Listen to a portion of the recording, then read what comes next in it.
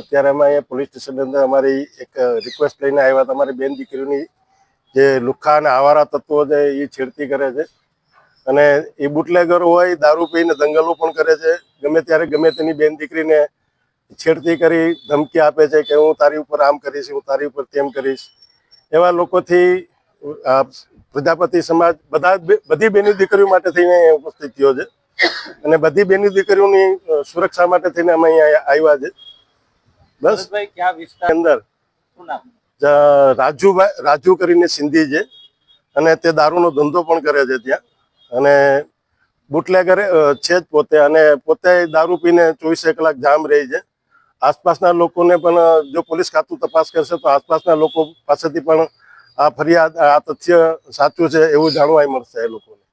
અમારી માંગણી છે કે આવા લુખ્ખા તત્વોને જાહેરમાં પકડી જાહેરમાં સરભરા કરવામાં આવે, જાહેરમાં એ લોકોને સમાજમાં દાખલો બેઠે એવી એક પ્રોસિજર થવી જોઈએ પોલીસ ખાતા તરફથી।